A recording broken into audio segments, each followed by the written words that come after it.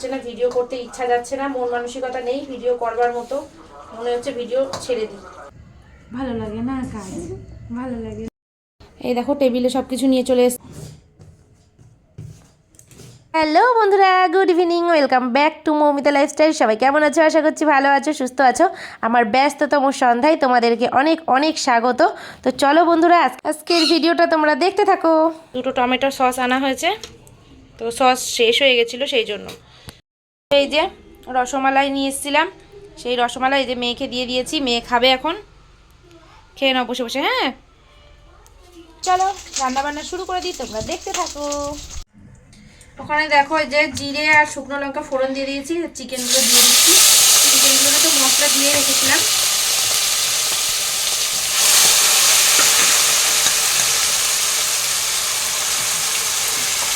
মেটে দেখো, এই যে মেটে,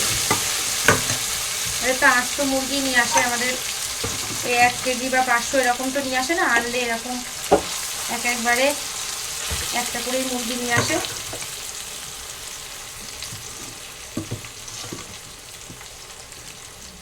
চিকেনগুলো সব দিয়ে দিয়েছি ভালো করে, এবার কষিয়ে নেব।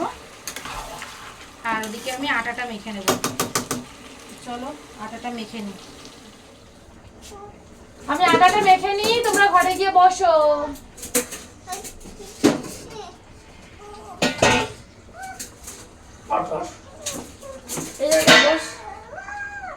দাঁড়া চুপচাপ দাঁড়া, ওঠ দাঁড়া, আমি তোকে নিয়ে দিবি। এদিকে চিকেনটা বসানো রয়েছে, চিকেনটা হচ্ছে, আর আমি একটু আটা মেখে নেবো রুটি বানানোর জন্য। আর বুঝতেই পারছো ছেলেপেলের বাড়ি, সারাক্ষণ ঝংকার চলতেই আছে। কেউ কিছু প্লিজ মাইন্ড করো না, কারণ যার যার বাড়িতে বাচ্চা আছে সবাই জানো যে বাচ্চা বুচ্চা থাকলে বাড়িতে এরকম একটু চিল্লামিল্লি মারামারি খেলাখেলি করছিল। তো কি বলবো, তোমাদের দাদা ভাইকে ফোন করলাম, সে পর্যন্ত বাজার থেকে চলে এলো বাড়িতে, তারপরে এসে ওদেরকে সামনে আবার গেলে এমন অবস্থা। মানে একটা কাজ করব তো ধীর স্থির ভাবে করা যায় না, যতটুকুনি পারি তোমাদের সামনে তুলে ধরার চেষ্টা করি। সবকিছু শেয়ার করলে আমি যেমন পাগল হয়ে গেছি, তোমরাও ওরকম পাগল হয়ে যাবে, বুঝেছো? তখন তোমরা বুঝবে যে আমি কিভাবে ভিডিওটা করি, আমার যে কতটা পরিশ্রম হয় সেটা আমিই বুঝি। কারণ কি, দুটো বাচ্চা সামলে, রান্না বান্না, ঘর দোকান বাইরে সমস্ত কিছু সামলে ভিডিও করা অনেক চাপের ব্যাপার।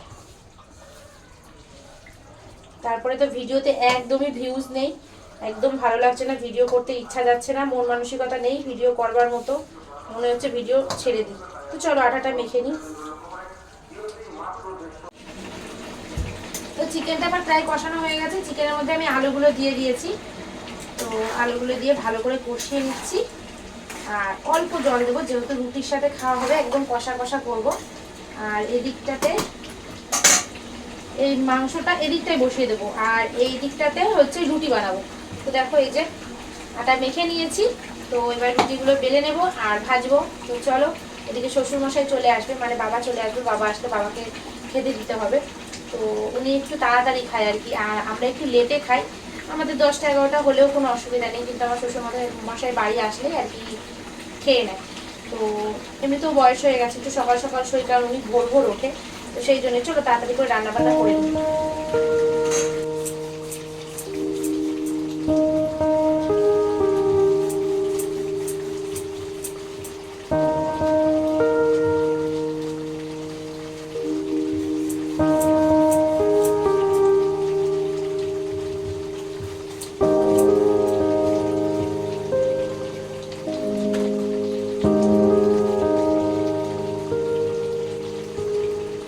একদিকে চিকেন হচ্ছে আর একদিকে করে নিচ্ছি রুটি।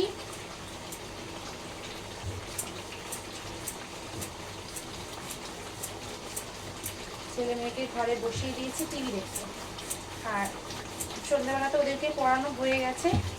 তারপরে টিফিনও দিয়েছিলাম। দুই ভাই বোন এতটা মারামারি করতে পারে,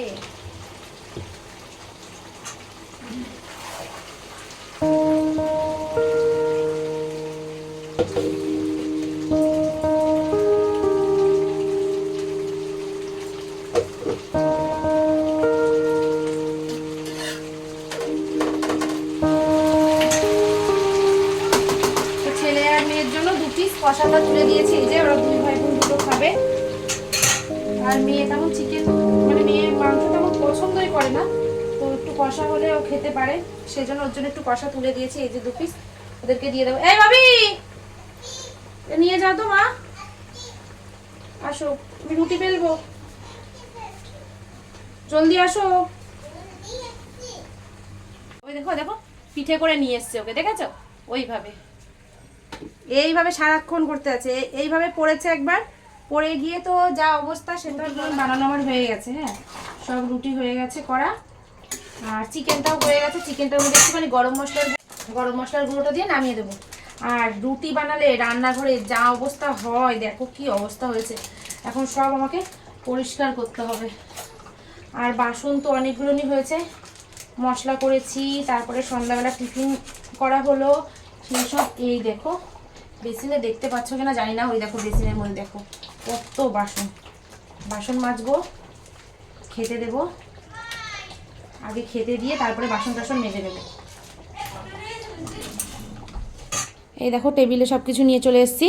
এর মধ্যে রয়েছে রুটি, এখানে চিকেন, এখানে সব প্লেট নিয়ে এসেছি, আর এটার মধ্যে আছে শ্বশুরের জল, তো সব রেডি। আর এই বাটিটা নিয়ে এসেছি ওদের ঘরে দেবো বলে, মানে ভাসুরের ছেলে আর মেয়ে রয়েছে, ওদেরকে দেবো। তো চলো খাবার দাবার আগে গুছিয়ে নিই।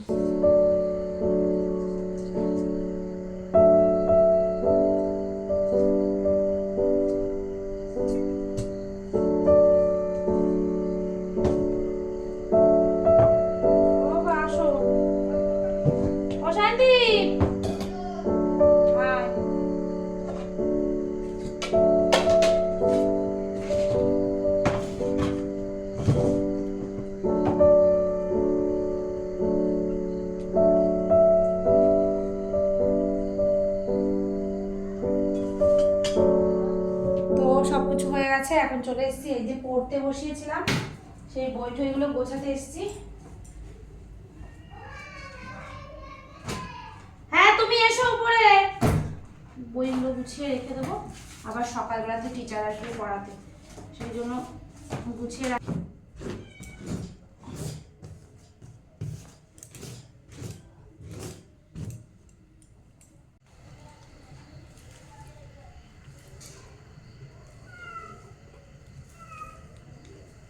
পেন্সিলগুলো কেটে একদম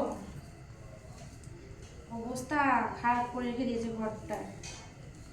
পেন্সিল আনবো আর সব পেন্সিলগুলো কেটে কেটে নষ্ট, তারপরে মা পেন্সিল দাও পেন্সিল দাও, আর ফোনটা নিয়ে নাড়াচাড়া করছে সুমানি। কেন ভাবি? চলো তোমাকে খাইয়ে দেবো, এখনও রান্নাঘরের কাজ বাকি রয়েছে, অনেক কাজ, সারা দিন রাতে কাজের শেষ নেই। চোখ দেখো বন্ধ হয়ে যাচ্ছে ঘুমে। এখন বসেছি মেয়েকে খাওয়াতে, ওকে খাইয়ে ঘুম পাড়িয়ে দেবো, তারপরে নিলিবিলি শান্তিভাবে রান্নাঘরটা পরিষ্কার করে খেয়ে দিয়ে আমিও ঘুমাবো। চলো দেখতে থাকো, সারাদিন কাজ কাজ আর কাজ, ভালো লাগে না কাজ, ভালো লাগে না কাজ। কিন্তু না আরে নি পড়ে গিয়ে কেটে এখানটা আর দেখাতে হবে না, এমন অবস্থা করেছে। ওর বাবা শুনে দৌড়ে বাড়ি এসছে।